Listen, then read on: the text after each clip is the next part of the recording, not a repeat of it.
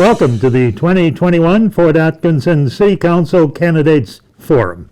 Our forum will include opening statements and responses to questions from 4 candidates running for 3 open seats on the Fort City Council.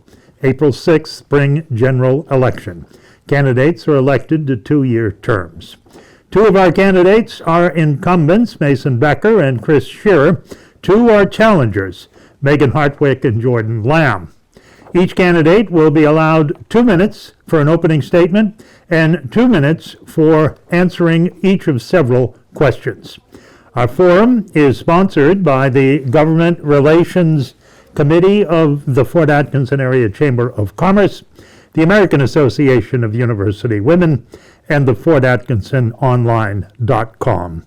Our questions were selected by members from our sponsoring organization. Our first candidate is challenger Megan Hartwick. Hello, Megan. Hello. You may give us your opening statement. Great. So my name is Megan Hartwick. I am 36 years old and have spent about 27 of those years living in the city of Fort Atkinson. I am a Fort Atkinson High School graduate. I also graduated from UW-Whitewater. I moved to the Chicago area after graduation, and then in the summer of 2012, moved back to Fort Atkinson. For the past 7.5 years, I have served as the executive director for United Way of Jefferson and North Walworth counties. And in those past 8 years or so that I have been back, I've been very involved in a number of things. I founded the Fort Atkinson Summer Charity Concerts. I am on the nominating committee for the Making Fort Special Award for the Community Foundation. I am on the Fort Atkinson Police and Fire Commission and have participated in a number of different community activities. So I have served on the city placemaking committees, different school referendum committees. It has been really important to me to be as involved in Fort Atkinson as I can, and the city council potential would just kind of be that next step to stay involved and get involved at a little bit of a different level. So I would look very forward to that opportunity. I have been married for 5 years, and I have 2 sons. Weston is 3.5 and Davis is 1.5, and feel very grateful that I'm going to get to raise them here in Fort Atkinson. Thank you, Megan. We're going to begin with an old problem, roads. For a number of reasons, not much has been done in a long time. Do you have a plan or any ideas for improving the infrastructure? Always the big question, right? I have certainly spent some time gathering some information about this and having conversations with folks online about this, and certainly is a very hot button issue. I think one of the biggest things that I would love to see the city do a little bit more of, I think they have started to do this. They put out a really nice chart the other day showing folks which roads are going to be repaired and get updated over this next year. But I think it's really important that the city shares more about what that actually entails. I think there is a bit of a disconnect between what the residents' expectations are and what the reality is of what the city can actually do. We have I believe it's over 70 miles of roads within the city of Fort Atkinson, and even with the wheels tax addition, which has certainly been helpful, the city has approximately $700,000 a year that can go towards those road improvements. So while I think the system definitely needs to be revamped a little bit, I think it's important to highlight what the process is for determining what the extent of a road repair will be. Do we need new curbs as well? Do we need new water and sewage piping underneath? Obviously, those are all things that add additional expense, and I think it would be really important to see some more transparency there. Again, there are always going to be more roads that need to be fixed than the city has capacity and resources to fix them. I don't see that part of the problem changing anytime soon, but I think that piece of transparency and information sharing will at least help fill that gap a little bit and better connect what the city expects what residents expect compared to what the city can actually accomplish. Thank you, Megan. The retail market, not just in Fort Atkinson, but everywhere, has been changing. slowly. It's speeded up in that change recently for obvious reasons. Do you have any plans for attracting new businesses? Oh, that is also the other, I think the other big difficult one. Again, a disconnect in perception a little bit too. I think as a community, we have to be realistic about what are the businesses that can potentially come to Fort and what are ones that wouldn't consider this market, whether it's because of our market size or because of our proximity to other cities that have similar stores. But I think we do need to look at not necessarily any big box stores, but we don't have a lot of those kind of everyday retail options. I heard someone say the other day, is kind of a joke, but also true, you have to leave town to buy underwear and socks. So I think looking at some retail options that are geared more towards those basic goods, I think would be a really great place to start in terms of positioning Fort better to then attract different retailers who are either larger or who cover different products. I also think one of the things that we maybe just as a city as a whole need to do a better job of is providing support and resources and working with our residents who may have interests in starting business. I think that is where a lot of our potential will come from, is who are people who are already running businesses here that are perhaps interested in expanding or interested in growing, or who are people who want to be entrepreneurs or already are, and what can we do as a city to better support them? Because I think, too, the more businesses we have that are locally owned, that just continues to add to the dollars that are staying within Fort Atkinson. Thank you, Megan. COVID-19, we mentioned it earlier, but it's changing things every day. Every day. It will end, but then it's going to be a matter of bringing things back to some form of normalcy. Got a plan?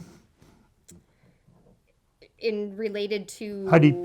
How would you like to see coronavirus dealt with down the road? It's everyone's inoculated, Yeah. but we've got to get back on our feet. We do. So I have certainly, all of us, this has been a topic that's been very close to home for everyone. In my professional role as a nonprofit director, I have gotten to see certainly the dramatic effects of the impact it has had on families and individuals in our communities, specifically those who are struggling, and also the impact it's had on our small business. It's hard because it's one of those things that the city has to be involved in the conversation. But if, God forbid, we find ourselves in a situation similar to this down the road, I think it's incredibly important that the city not be making decisions without directly consulting community members and especially small business owners first. I know some people were upset that there wasn't necessarily a citywide mask mandate. And while I think sometimes the city may have to make decisions for the broader good of our communities, I think it's still really important that we allow our small businesses to maintain some of that autonomy for themselves, to decide what is going to be best for their business, for their clients, and for their livelihood, since most of our small business owners, what they do here is their livelihood. So I know that's not necessarily a very a direct, clear-cut answer, but to me, I think this past year has shown us all just the importance of really working together more effectively and really ensuring that we are having open, strong communication as much as possible so that the voices that need to be heard are being heard. But I also think it's important for folks to recognize that ultimately our city leaders and people in those positions are going to have to make some hard decisions that not everyone is going to love. But again, I think the more people you have involved in that discussion, the better you're able to plan for how this may affect us in the future. And thank you. In addition, we don't. There's a homeless, or how should I put it, a home problem, not just in Fort Atkinson, Yes. but Jefferson County. A lack of roofs. Where do you want to begin with that? So I'm very fortunate through my job that I get the opportunity to sit in a lot of different countywide and community meetings. And just, I believe it was 2 weeks ago, sat in on a meeting through Jefferson County related to a housing study that was presented from a group from UW-Whitewater. And they shared some pretty staggering numbers. And as Michael already mentioned, this is certainly not a solely Fort Atkinson problem. The data we were looking at was for all communities in Jefferson County. But Fort is projected to have a housing shortage of 379 homes by 2030. So I think it's great that the city has already started to take some steps to address that with land that they currently own either in town, some land purchases that they have made. And while I don't think it's the city's responsibility or position to necessarily tell builders or developers what they should build, because I think businesses need to be in a position to make that decision for themselves, I think it will be important for the city to look at evaluating things like zoning and transaction fees and what are those things that the city can adjust and potentially change to entice developers and builders to be focused on the things that we know our community needs. And those biggest things that we need is affordable housing. So while that's not necessarily the realm that a lot of developers like to work in, we are going to have to make it appealing for developers to choose to do so. So we will need some single family homes, also apartment units. A lot of people think about housing and they think that always has to mean standalone single family homes. And it doesn't. There are a lot of individuals here, families here, who are looking for apartment units, and they're just simply not available. So I think it's going to be a lot of looking at those things and structuring it and setting it up to where it is attractive and enticing, and for builders to build those. Thank you, Megan. Megan, I want to get personal. Why would anyone want this job right now? I have been asked that more times than I can even begin to tell you. A lot of people also structured around, you have two very small boys. What in the world are you thinking? But this is the most excited I've ever been about running. It's something I've thought about doing since I moved back, but my father was a longtime department head for the city, so it was certainly something I was never going to pursue while he was there, but he retired last year, so it kind of created that position then for me to consider it a little bit more. I love this community. Fort Atkinson has given me a lot and is a really big reason why I am who I am, why I was given a lot of opportunities that I was given.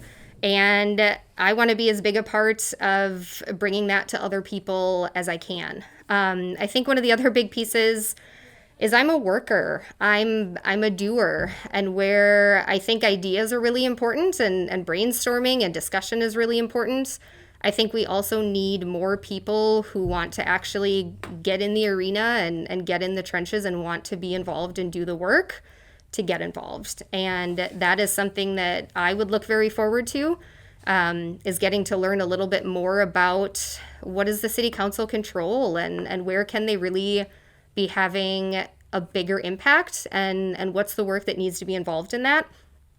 And I want to do that, actually. So as crazy as it sounds, I would look very forward to being in a position and being able to have an impact in a way that I maybe haven't so far.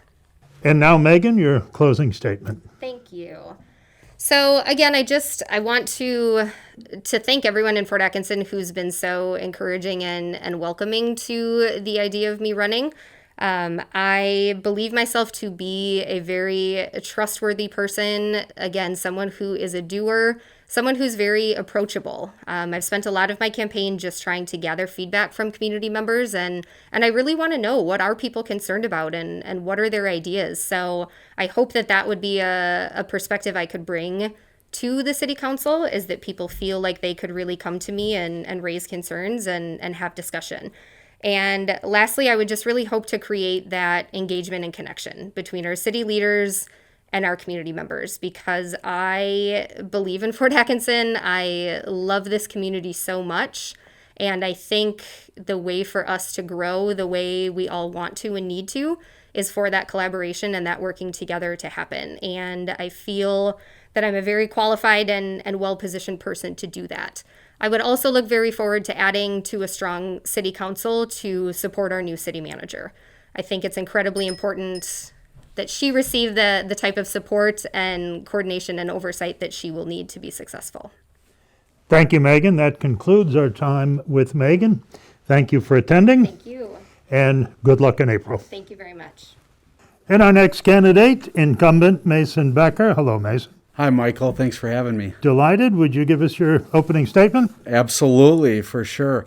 So, again, good to be speaking here with you. Thanks to the Fort Atkinson Area Chamber of Commerce, Fort Atkinson Online, for hosting this. As you heard, my name is Mason Becker. I've lived here in Fort Atkinson pretty much my entire life. Grew up here. My wife, Laura, who works at Blackhawk Tech in Janesville, and I are raising two young boys, Alexander and Cyrus. And I work with my parents, Tom and Coral Becker. Our area business is Subway. We have 12 locations in the area and been around for over 30 years. Now that I'm running for my fourth term on the city council, it's kind of hard to believe it's been that many, I can say I've gained a lot of positive experience. I'm in my third year serving as council president. I've been able to serve on our finance committee, which has helped with some projects like the creamery building here downtown. I've served on our public works committee, which has overseen projects like the Rockwell Avenue reconstruction. And I've been on our economic development commission, which I'm proud to say I played a part in getting going. I've served with a lot of great people, and with Paul Kotz deciding not to run for re-election, if the voters decide to return me to our city council, I would be the most experienced member serving. I'm hopeful that I can take my leadership experience and we're going to have at least one new council member, so I hope I can help foster that next set of leaders here in the city of Fort Atkinson. I also want to keep working with our brand new city manager, Rebecca Lemire, who has hit the ground running as of a couple weeks ago and is just fantastic. So again, thanks for having me. I appreciate being able to serve, and looking forward to your questions, Michael. Thank you, Mason. We'll start with an old issue. Okay. Streets. Oh, gee, I kind of knew you might ask me about this one. Might come up. Yeah, it's a continual topic here in Fort Atkinson, just like it is in many communities throughout our state. I'm proud of the progress we've been able to make on our streets over the past 6 years. Before I came on the city council, a lot of our streets were in really bad shape, and we didn't have a ready-made plan to get those fixed, and we really didn't have a good proactive approach towards maintenance. We've fortunately been able to get caught up on a lot of our really bad streets. I mentioned the Rockwell Avenue project, which I remember years ago you asked me if that was even a street anymore, and now we can probably say it is again. And I know it's frustrating, but there's a couple realities we have to look at. We have 64 miles of streets in Fort Atkinson that we have to maintain, and unfortunately over the years some of those streets were neglected. And some will have to be allowed to fail before they can get repaired again. It doesn't make sense to keep spending money on streets that have already failed. At the same time, we've been able to resurface a lot of streets like Wilson Avenue, Sherman Avenue, parts of Main Street. And I would also mention we get asked a lot about Whitewater Avenue, Riverside Drive. Those are state highways.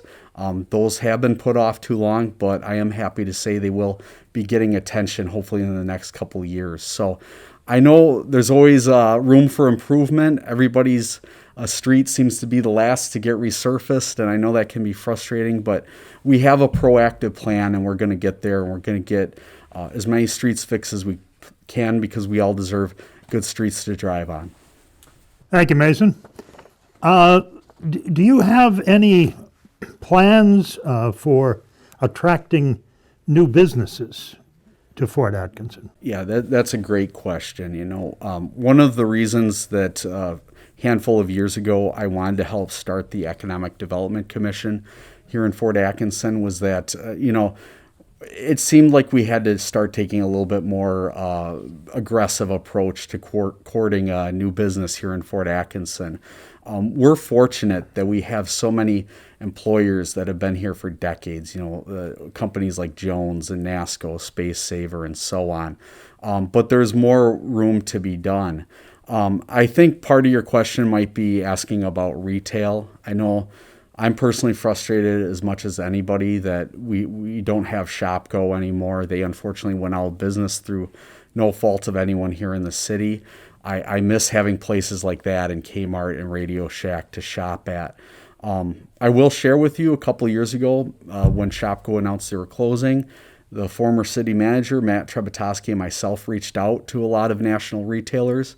At the time, we weren't able to get any immediate interest, but I'm hoping with our new city manager, Rebecca Lemire, we can work on that some more.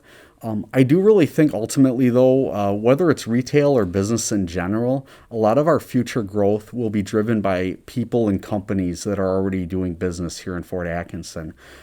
We do actually have a couple companies that I've heard are ready to possibly expand. And I want to hopefully continue serving on our city council that can help make those expansion plans a success for those employers. Thank you, Mason. COVID-19, it's been an incredible year, and it's not over. No. Not even close. We don't even know how long. Everything is new. Everything is different, it seems. What's your outlook? What's your plan? My outlook is that I'm really proud of how seriously people in this city took the COVID-19 pandemic, which is still ongoing, like you said.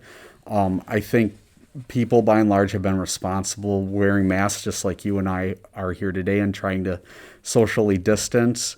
I know it's been a rough year, and it hasn't been a fun year in a lot of ways. I know my family and I, we missed things last summer, like being able to go to Generals games at Jones Park. We missed not having Baseball Fest or Rhythm on the River. It was tough not being able to go to big, parties and gatherings. But we've all pitched in and done our part to keep people safe.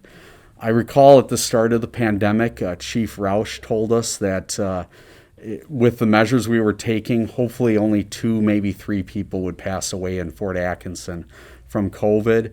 If we hadn't done anything, 35 to 40 people probably would have died from that. So I think the measures we've taken have saved lives. I know it's been a long haul, but fortunately, I think now with the vaccine getting into more and more arms, I think the end is in sight. And again, I'm just really proud of our city. As I mentioned, things will be different. Money will be coming in from the federal government, hopefully from the state government. The city council is going to be very busy dealing with this issue for a long time. What do you see as the biggest problems you're facing? The biggest problems overall in our city, or related to COVID? Related to COVID-19. Related to COVID-19, I think we have a lot of small businesses that have been struggling. I know, I'm a small business owner, and it's been a really tough year. Our business was probably down roughly 25% across the board last year.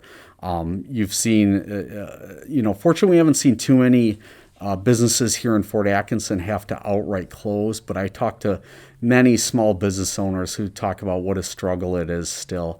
And so I'm glad the federal government has been able to step up and do things to help average everyday working people, putting a little bit more money in their pockets. And I'm hoping some of that money will become available to small businesses. I think if you look at what happened last year with the PPP loans, that I can tell you firsthand saved a lot of businesses from closing outright. And I just think our city council needs to keep working with local businesses. We're fortunate that our residents have always been good about stepping up and supporting local, shopping local. I think we need to do what we can in the city government to make sure that continues. Thank you. We have a problem not just in Fort Atkinson, but in every municipality in Jefferson County, lack of housing. Yeah, I see it beyond the pandemic as the overarching issue in Fort Atkinson right now. I believe it's been roughly 20 years since we've had a new apartment building constructed. Single home construction is still going at a crawl. I know firsthand, my sister Melanie is a very successful retailer. There's less than 5 houses for sale right now in Fort Atkinson that don't already have accepted offers. And I hear talking to people at our major employers, maybe they've hired a new executive and they want to move here, but they just can't find a place to live. Our city manager, our new city manager, Rebecca Lemire, right now she's having trouble finding a place. She wants to move here. And there's just not much available. And I've talked firsthand to people like employees who work in our family business who have literally had tears in their eyes because they can't find a place to rent. And I've had people actually say to me, if I don't find a place soon, myself and my kids are going to be in a car because they just can't find a place for reasonable rent. So I'm proud that our city bought that 75 acres of land on Becker Road, and we're going to be using that for housing expansion so that people who want to live here can hopefully be here and stay here. So it's a critical issue. We're going to keep working on it, but I'm glad that we now have a way forward. For the past year, you've been dealing with issues that you've never dealt with before, and that will continue, as we've mentioned. Why do you want this job? Why do I want this job? I want it because I love it. Serving on our city council has been one of the most rewarding and thoroughly enjoyable things I've ever done in my life. I genuinely enjoy serving, and I don't just serve on our city council. I've been involved with our local church. I'm a member of the Fort Atkinson Lions Club. And I want to be here because I want to keep serving the people of this community. Beyond that, there's still a lot of work to be done. We talked about housing expansion. I want to make sure that happens. I want to make sure our downtown continues to be revitalized. I also look at our Clement Industrial Park. That's had not enough activity for too long, but we've actually sold a couple parcels in that industrial park this past year. I want to make sure those are developed properly. So there's still a lot of work to be done, and I'm hoping I can be part of it. What about the 75 acres the city bought? What time frame would you like to see? My time frame, I really am hoping that we're breaking ground at some point this year.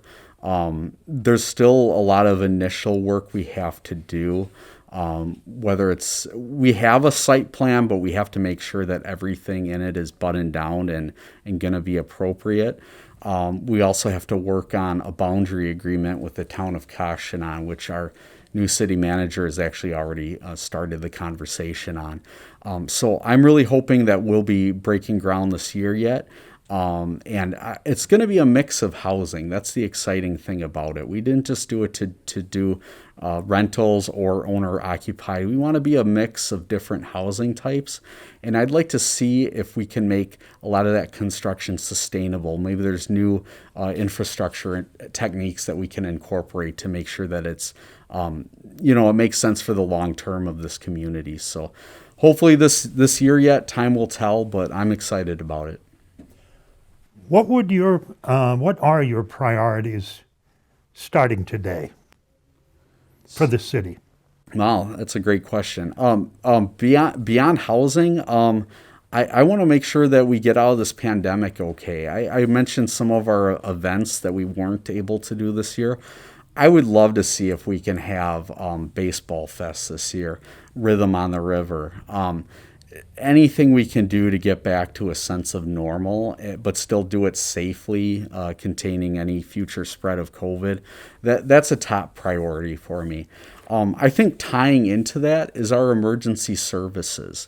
We have a great police department that with officers that are really in tune with the community.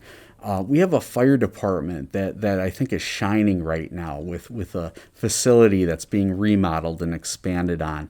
We've been able to incorporate EMS service with the fire department. And so I'm really, I want to make sure our emergency services continue firing on all services and serving our community well as we get out of this pandemic and hopefully get back to normal. Thank you, Mason. And please, your closing statement? Sure, absolutely. I just want to thank you all for letting me be here today. I appreciate that people are tuning in, listening, and watching on Fort Atkinson online. I'm glad that people are going to have a choice on the ballot this April. We see too often that not many people step up to run, but I'm happy that my fellow council member Chris Shearer is running again, and I welcome newcomers Megan Hartwick and Jordan Lamb to this city council race. I think it's good that people have a choice, and it is going to be an important election. We've got a lot to keep working on, like I've talked about here: housing, economic development, making sure our downtown continues strong. And I really have appreciated being able to serve for 3 terms already, and I hope I've earned people's vote for 2 more years. So please remember to get out and vote on or before April 6th. It is a critical election. And again, just thanks for having me. I really appreciate it. Thank you for joining us, Mason. Our next candidate is incumbent Chris Shearer. Welcome, Chris. Hi, Michael. And may we have your opening statement? Yes. So hello, my name is Chris Shearer, and I am a lifelong resident of Fort Atkinson, and I am currently running for a seat on City Council. Over the past 6 years, I've had the opportunity to partake in the city's placemaking initiative, the Jefferson County Strategic Plan, the City Comprehensive Plan Update, and to sit on the Fort Atkinson Planning Commission. All of this has been done while I served my first term as a council member. In addition to my role within the city, I own a small business. I'm the Chamber of Commerce president-elect and the ambassador president. I believe that Fort Atkinson is a unique city with the potential to build on its location, natural surroundings, history, existing businesses, and its legacy of community. It is my hope that I can continue to serve as your city council member. As we face new opportunities and challenges, I would continue to make decisions according to our comprehensive plan and weigh the pros and cons for our community and tax base. Fort is more than just a place where I live. It is a place that I call home. I look forward to giving back to the community that has helped me achieve so much, and I hope to have the support of the community as I seek a second term as a city council member. Thank you, Chris. We're going to begin with an old issue, one as an incumbent you've already had to deal with. Roads. What can we do? Roads are definitely a topic that we have a lot of conversation about. What can we do? I think I'm going to reframe this a little bit. It's what can we do and what are we currently doing?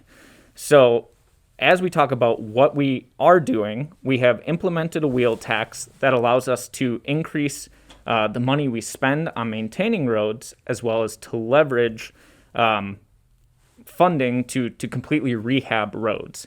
So we've actually created a pretty good base to start working on our road system. And with the help of our city engineering department, they've actually gone through the 70 plus miles of road, as well as all the infrastructure beneath the road, and ranked it on a scale of 1 to 10. If the higher the number, the more attention the road needs. If that road and the infrastructure underneath it need to be addressed, they're both 10s. That's where we're starting. So we have a long-term plan in place. I think part of the issue is people aren't necessarily aware of that plan. And that's something that we as a city and myself as a candidate and council member need to be able to address. We need to put out the fact that this plan does exist, and it gives people an idea of when their roads, the roads they live on and pay for, are going to be addressed. Thank you, Chris.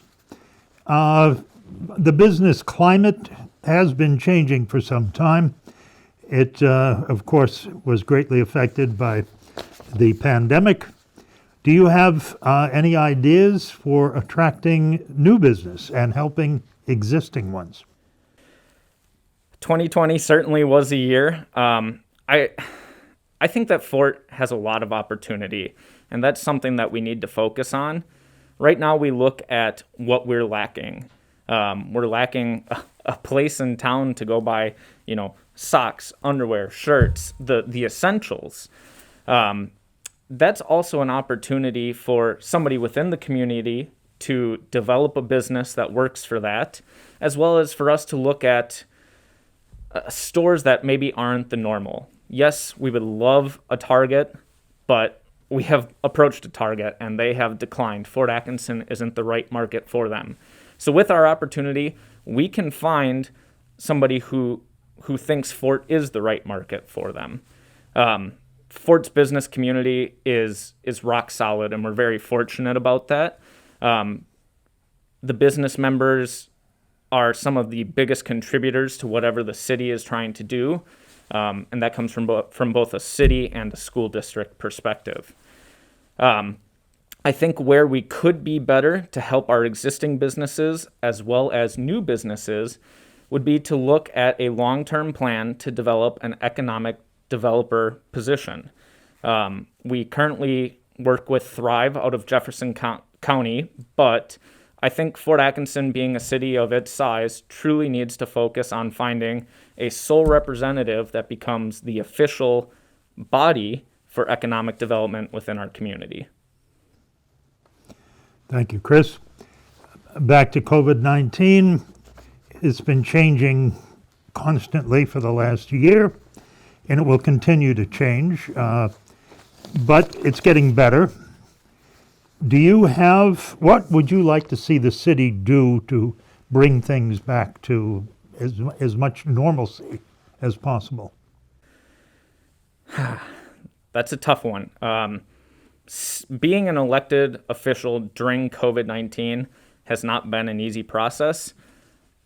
The information we received in the early days was something that changed fairly frequently, and we had to make decisions based off of that. Now being over a year into the COVID-19 pandemic, what I have noticed is I really like how Fort has transitioned. Before, if you saw our Main Street, you almost never saw anybody walking on Main Street. Now you see our streets are alive. People are walking everywhere. People are frequenting downtown. People are doing their best to step up and support local businesses. I really enjoy the fact that our community rose to that occasion, even though we were faced with a pandemic. From a governing perspective, I would like to see how we can continue to encourage that and to help this become a new normal versus the hustle and bustle that we were maybe trapped in prior to COVID-19. Thank you, Chris. Housing. There's a shortage, not just in Fort Atkinson, but in Jefferson County and beyond. What would you like to see happen? Housing is it's a very encompassing topic because there's so much that goes with housing. First and foremost, housing will help us with levy limits, which will help us with city funding. I sat on a council that approved the land acquisition of 75 acres off of Becker Road, and we did that for a couple reasons. One, minimal impact to the tax base. Two, it gives us a chance to be deliberate in how we grow. We understand that there is a housing shortage, and this gives us a chance to grow our city, our community, and be deliberate in the way that we do it. Is it mixed family housing? Is it single unit? What kind of combination is that, and how are we laying that out? I think if an opportunity arose to do something similar again, I would vote in favor of it again, knowing that we are in a housing shortage and a housing crisis right now. And I'm going to ask you a personal question. The serving on a city council right now is different than it's ever been. It's more difficult. There are problems that have no answers at this point. Why do you want this job? That's a fantastic question. I love this community, and the chance to be somebody who helps direct our future is very exciting to me. Yes, like you said, COVID-19 has definitely upended our standard process. However, in reaction to that, I think we've become a more unified governing body and a governing body that can make decisions more effectively and efficiently. I would like to continue that. I look at it as my experience goes back to 2015 and earlier, and it started with that community placemaking initiative. I have been part of a planning process that has taken 5 years, and we're just now starting to see those projects be implemented. I'm the kind of person who likes to start a project and see it through to the end, but I'm also the kind of person that understands we need to start projects now that are going to be completed long after my time as a council member comes to an end. So I again would love to have the opportunity to continue serving my fellow city residents. Thank you, Chris. There'll be money coming to the city, federal, state, hopefully a lot, maybe not. How would you like to see it handled? So federal money, state money is very nice to have. It's the kind of thing that we know we need to plan accordingly when it comes to the use. We had quite a bit of money come in through the CARES Act, and that allowed us to focus on things within our capital improvement budgets. So that way we could either be ahead of the schedule on those or address things that were taking a longer time to address. Any federal money or state money that comes in, we want to A, maximize the dollar output that we can, and B, we want it to go directly to our tax base. Some things are glamorous, some aren't.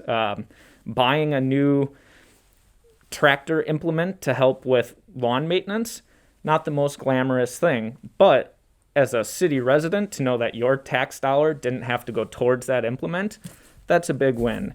We're very fortunate that our city staff is very conscious of this. So they make decisions that help maximize the dollar, and then we as a council get to review those decisions and agree with them or disagree with them.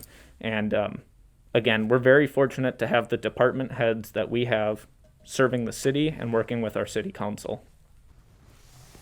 And for your last question, this 75 acres, excuse me, again, the time frame on that, future. So land acquisition seems like it should be a straightforward, cut and dry process, and it isn't. It's something that I think as a city we learned a lot about, and as a council member I learned a lot about. There are certain legal processes that we need to complete before we can officially say this 75 acres is Fort's. We own it, but because it is coming in from a township, we have to be careful how we zone it, where we draw official maps, and how we work with the township of Koshkonong in future procedures. Again, it's extremely exciting, and I'm looking forward to the housing developments that we can put out there. But it takes time. I would guess best case scenario, we could maybe look at groundbreaking by this summer. If not, we'd be looking at next summer. And that's the tentative timeline. So, thank you, Chris. And closing statement? Well, first of all, I'd like to thank you, Michael Klisch, for moderating. I'd like to thank the Fort Chamber for hosting, giving us a place to have this. And I'd like to thank Fort Atkinson Online for organizing today's Candidates Forum. Also, thank you everybody who's taking time to watch all four candidates. Fort Atkinson is a city with great opportunity. We have developed a sound core in which we can build upon, and I look forward to being one of the leaders to guide us into the next phase of Fort Atkinson's long-standing history of excellence. We as a community share one common goal: the successful growth of Fort Atkinson while maintaining its unique identity. I look forward to hearing from community members, and don't forget to please vote on April 6th. And Chris, thank you for joining us, and good luck in April. Thank you. And our next candidate is challenger Jordan Lamb. Welcome, Jordan. Thank you. And would you please give us your opening statement? Yeah, I thought I'd start a little bit about myself, saying that I'm a bit of a newcomer. I was born here in Fort. I'm born and raised. My dad, Jeff, owned a upholstery business in town for about 25 years. My mom, Chris, she was a nurse here at the Fort Healthcare System for basically my entire life. I graduated Fort High School in 2013, and after graduating, I started working for various tow companies in Madison, and I ended up actually moving to Iowa to help design, build, and manage it's called a Highway Helper Program. It's a program paid for by the state to help people on the side of the road figure out, if they have issues. So I did that for about a year. Once it was running, I moved back. Now that I'm here, I'm co-owner of Fort Atkinson Small Engine, the local Toro dealer in town. And I really look forward to this race and helping the community. It definitely means a lot to me to help the community that I was, born and raised in, and I hope everybody's voices can be heard. That's a big thing in this community, is everybody, having their voice and having it heard by the government and everybody else, in the community. Thank you, Jordan. We're going to start with an old question. Roads. Where do you want to begin? Well, there's definitely a lot of different opinions on where to begin. I do think we need to, basically start over on our idea of fixing the roads. The way the current council is doing it, it is slowly but surely working, but at the pace that the city is moving, at the 2 to 2.5 miles a year that they're doing now, it'll take just over 25 years to do the bottom half of the roads. I personally, and I've seen with everybody talking to me, that's obviously not a very good way to go about it. I don't have 100% of the answers of how to do it, but I think that starting with the industrial parks and then working from the worst roads up, it's definitely going to be a balance. Thank you, sir. The business climate, not just in Fort Atkinson, but everywhere, has been changing. Somewhat slowly. It's been speeded up, however, in the last year. Do you have ideas for attracting new businesses or helping existing businesses in Fort Atkinson? Well, I think our biggest thing is to try to help the businesses that are here now, help the whether it's current businesses or people wanting to start businesses. Our biggest ally in the city is our local businesses. I think anything we can do to help make their business easier, help advertise. I don't think a lot of people want a bigger store to come into Fort. Realistically, that's probably not what the case is going to be. I think from building within is definitely going to be a big priority of this year. Indeed. Thank you, Jordan. Personal question.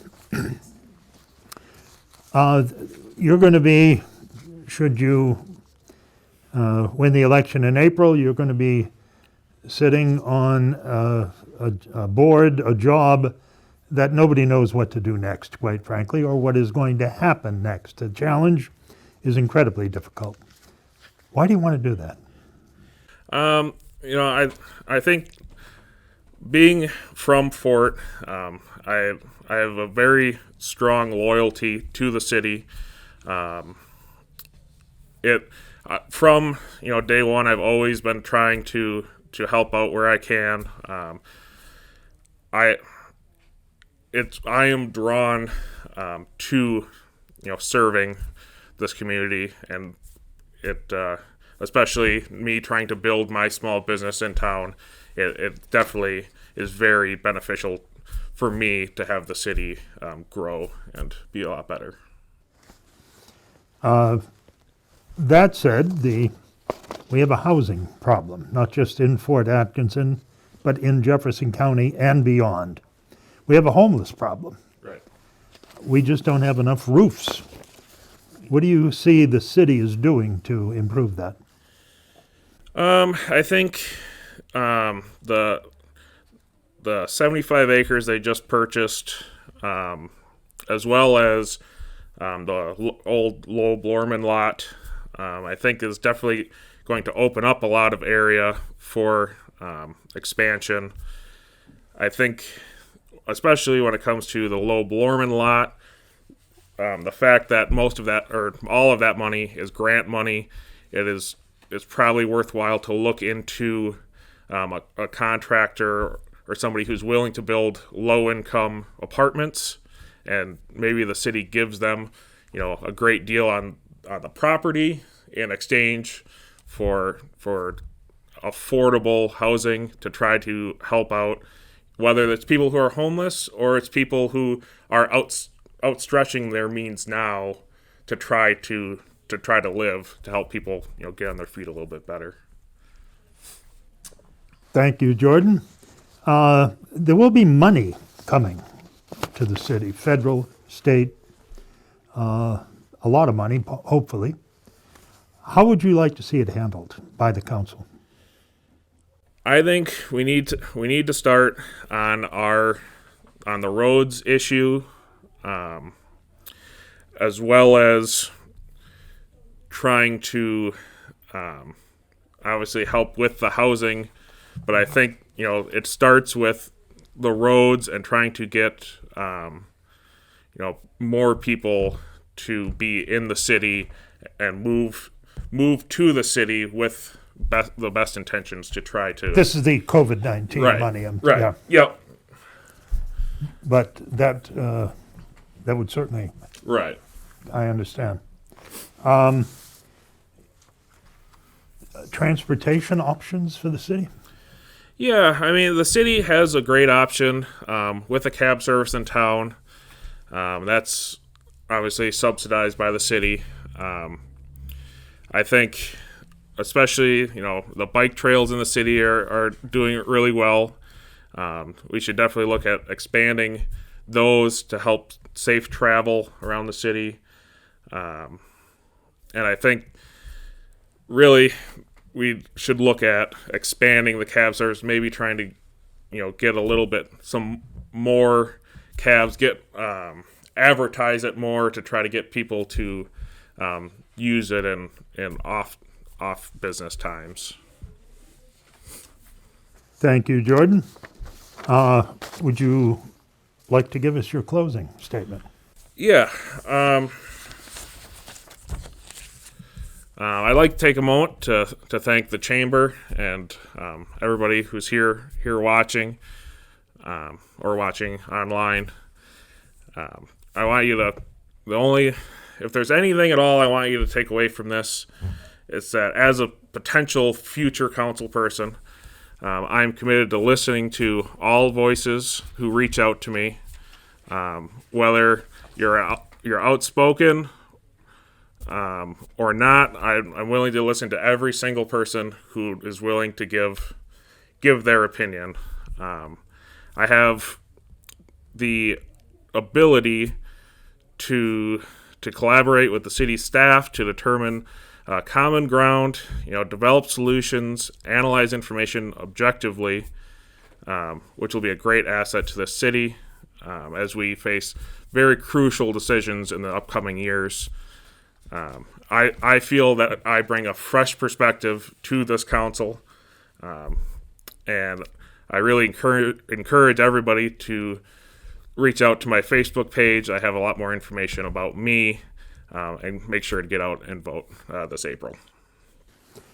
Thank you, Jordan. That concludes our time with Jordan. And thank everyone. I thank you for attending, and let's hope everybody votes in April. That concludes our 2021 Fort Atkinson City Council Forum. We hope you found it interesting and informative.